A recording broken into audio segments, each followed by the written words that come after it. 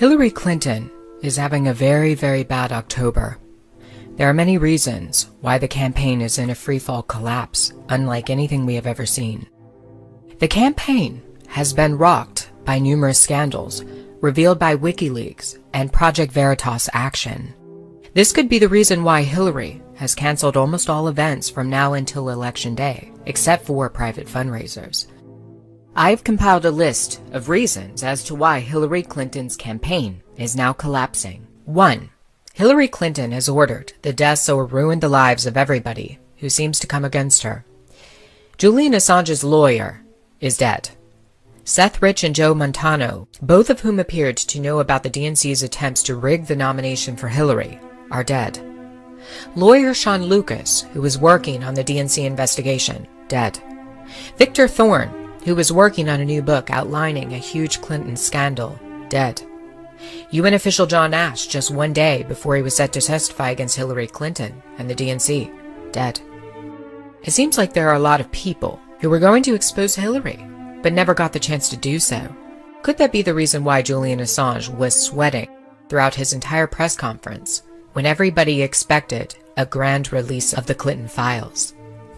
Comes about as a result of the efforts of a great many people and institutions, common allies, love. Number 2. Hillary Clinton's campaign seems to have made disparaging comments for just about every people group in the United States, including traditional Democratic strongholds. In one WikiLeaks, Hillary's campaign places blacks and Muslims at the bottom of the economic success ladder and likens them to, quote, professional never-do-wells, unquote. The campaign also claims that Latinos are needy. Yikes. It seemed there is some Clinton hostility towards 3 of the strongest Democratic constituencies in the United States. And it only gets worse for Hillary and her campaign as WikiLeaks continues to release small batches with savory bits of information. In one round, the campaign openly mocks Roman Catholics and evangelical Christians. While evangelicals already detest Hillary Clinton, Roman Catholics are a Democrat stronghold. So the fact that the communications director, Jen Palmieri, mocked them isn't sitting well with Catholic leaders. Number 4. Hillary Clinton's campaign was caught on tape joking about molesting women repeatedly and getting away with it.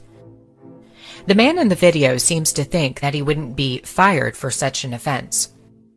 In this viral video produced by Project Veritas Action, he also jokes about getting away with fraud and states that, quote, the bar of acceptable conduct on this campaign is pretty low. He is absolutely right about that. Hillary's campaign has now been exposed multiple times as colluding with the New York Times, CNN, and Politico on stories that are pro-Hillary. WikiLeaks has released astonishing reports that these media outlets actually contact Hillary's campaign to make sure that they are saying and reporting only what is approved by Hillary and her communications manager, Jen Palmieri. We know that many forms of media are under Clinton control. Even sites like factcheck.org and Snopes have shown a stunning bias towards Clinton. These are supposed to be sites dedicated to the truth, but instead, they are part of the Hillary propaganda machine. Here we see evidence of a recent headline that appears to be a regurgitation of a Hillary memo. It is apparent that the Clinton campaign is directing a vast majority of the news agency outlets that we see on television and read in the newspapers and see online. Number 6. It is now known that Hillary's campaign did not leak the Trump tapes. The tape was leaked by NBC, a well-known Hillary supporter. Now, several outlets are reporting that NBC planned to use the audio to influence the debate and the election. If this doesn't show media collusion with Hillary's campaign, then I don't know what does. According to some sources, the missing link here is likely failed NBC television host Campbell Brown and her husband Dan Senor, who were responsible for release of the Trump tape. Not unsurprisingly, Dan Senor is a leading strategist and top advisor for Paul Ryan. Number 7. Hillary staffers claim that it's okay to commit fraud and throw away voter registration ballots that are Republican and independent. You would think this is ridiculous, considering that liberals have for years led the effort to get out the vote, with people like Ellen DeGeneres and Lena Dunham. But not really. They'll trick you into registering to vote, and then they'll tear up or burn your card in a pyre.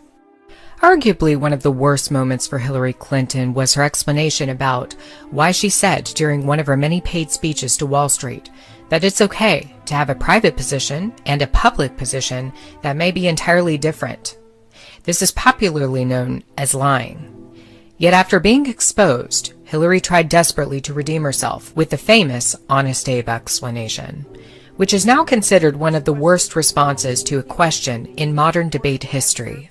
Of Secretary Clinton's paid speeches, which she has refused to release, and one line in particular in which you, Secretary Clinton, purportedly say you need both a public and private position on certain issues. So, 2 from Virginia asks, is it okay for politicians to be two-faced? Is it acceptable for a politician to have a private stance on issues? Secretary Clinton, well, your 2 minutes. Right. As I recall, that was something I said about Abraham Lincoln after having seen the wonderful Steven Spielberg movie called Lincoln.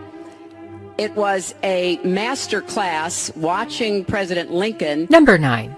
CNN has been caught numerous times steering the election for Hillary, whether it is through Clinton surrogates like Brooke Baldwin and Ana Navarro. It's almost embarrassing to watch CNN anymore because it is so biased. And yet, when you thought it couldn't get any worse, it did. Donna Brazile, a CNN contributor and then vice chair of the DNC, clearly leaked questions to the Clinton campaign before a debate between Hillary and Bernie Sanders. Even the Young Turks blasted the Clinton campaign on this one. Number 10. Julian Assange suggested back in the summer of 2016 that Hillary Clinton had provided military-grade weaponry to ISIS. Even pro-Hillary website Snopes.com was unable to debunk this one with another of their dubious sources. Snopes was forced to admit that Julian Assange did indeed say in July that leaked emails would paint a, quote, rich picture of Hillary Clinton's hawkish tendencies in Libya. Assange also made a curious connection that ISIS was the beneficiary of weapons from Libya. If a leak comes out, it could tie together Benghazi, the deaths of the Americans there, and Hillary's providing arms to ISIS. Number 11. In a Project Veritas leak, Democratic do-nothing Senator Russ Feingold said that Hillary Clinton will issue an executive order on gun control. But not just any action. The organizer of the event featuring Russ Feingold went on to explain exactly what this action would entail. Quote, Hillary wants to shut it down. If we can get guns away from everyone in this country, she'll close loopholes and get rid of assault weapons.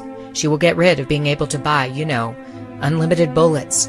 She's going to make all that stop, unquote.